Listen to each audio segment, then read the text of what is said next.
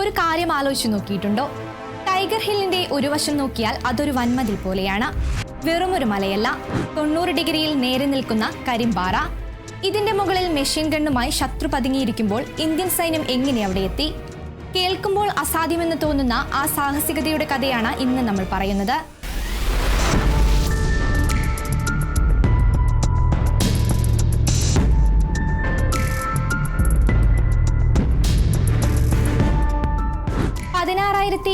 അടി ഉയരം, മരവിപ്പിക്കുന്ന തണുപ്പ്, ശ്വാസമെടുക്കാൻ പോലും ആഞ്ഞു ശ്രമിക്കേണ്ടി വരുന്ന അവസ്ഥ.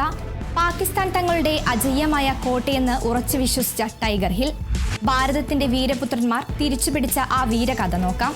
Welcome to Elephant things.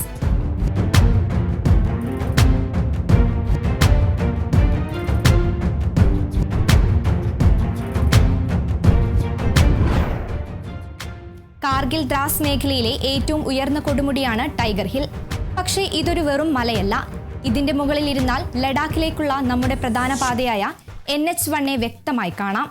അവിടെ ഇരുന്നു കൊണ്ട് പാക് സൈന്യത്തിന് നമ്മുടെ ഓരോ നീക്കവും നിരീക്ഷിക്കാനും ചരക്കു നീക്കങ്ങൾ തടസ്സപ്പെടുത്താനും എളുപ്പമായിരുന്നു. ലളിതമായി പറഞ്ഞാൽ ടൈഗർ ഹിൽ ശത്രുവിന്റെ കയ്യിലിരുന്നാൽ നമ്മുടെ സപ്ലൈ റൂട്ട് അപകടത്തിലാകും.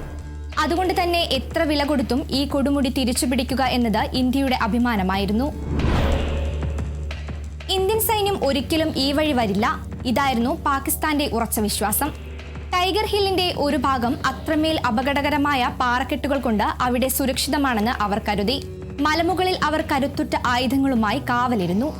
താഴെ നിന്ന് ഒരു ചെറിയ ചലനമുണ്ടായാൽ പോലും മുകളിൽ നിന്ന് അവരെ വെടിവെച്ചിടാം. പ്രകൃതിയും സാഹചര്യവും തങ്ങൾക്ക് അനുകൂലമാണെന്ന അമിത ആത്മവിശ്വാസത്തിലായിരുന്നു അവർ. പക്ഷേ ഇന്ത്യ പ്ലാൻ ചെയ്തത് മറ്റൊന്നായിരുന്നു. ആഴ്ചകളോളം നീണ്ട ആസൂത്രണത്തിന് ശേഷം ഇന്ത്യ തിരിച്ചടിച്ചു.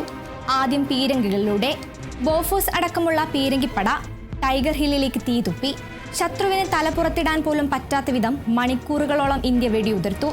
ഈ ബഹളങ്ങൾക്കിടയിൽ അതീവ രഹസ്യമായി 18 ഗ്രനേഡിയേഴ്സും സിഖ് റെജിമെന്റും നാഗ റെജിമെന്റും ഉൾപ്പെട്ട സംഘം മലകയറ്റം തുടങ്ങി, ആ കിഴുക്കാന്തൂക്കായ പാറയിലൂടെ.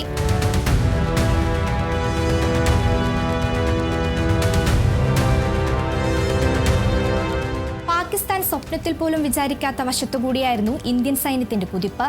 രാത്രിയുടെ ഇരുട്ടിലും കനത്ത മഞ്ഞുവീഴ്ചയിലും കയറുകൾ ഉപയോഗിച്ച് മെല്ലെ മെല്ലെയാണ് നമ്മുടെ സൈനികർ ആ കരിമ്പാറ വലിഞ്ഞു കയറിയത്. പ്രാണവായു കുറഞ്ഞ ആ ഉയരത്തിൽ ഓരോ ചുവടും മരണത്തോടുള്ള പോരാട്ടമായിരുന്നു. ശരീരത്തിൽ വെടിയുണ്ടകൾ തറഞ്ഞിട്ടും തളരാതെ മുന്നേറിയ യോഗേന്ദ്ര സിംഗ് യാദവിനെ പോലുള്ളവർ ഈ സംഘത്തിലുണ്ടായിരുന്നു. മരണത്തെ മുഖാമുഖം കണ്ട് ഓരോരുത്തരും മുകളിലെത്തി.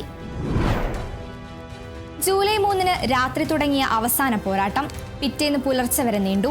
അപ്രതീക്ഷിതമായി തങ്ങളുടെ തലയ്ക്ക് മുകളിൽ ഇന്ത്യൻ ജവാന്മാർ പൊങ്ങി വന്നപ്പോൾ ശത്രു പകച്ചുപോയി. പിന്നെ നടന്നത് അതിഭീകരമായ പോരാട്ടമാണ്.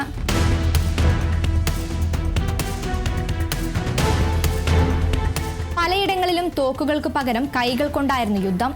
ഒടുവിൽ ജൂലൈ 4 പുലർച്ചെ ടൈഗർ ഹില്ലിലെ പ്രധാന കേന്ദ്രങ്ങളെല്ലാം ഇന്ത്യ പിടിച്ചെടുത്തു. അവസാനം ആ ചരിത്ര നിമിഷമെത്തി. ടൈഗർ ഹില്ലിന്റെ ഏറ്റവും മുകളിൽ ഭാരതത്തിന്റെ ത്രിവർണ പതാക ഉയർന്നു.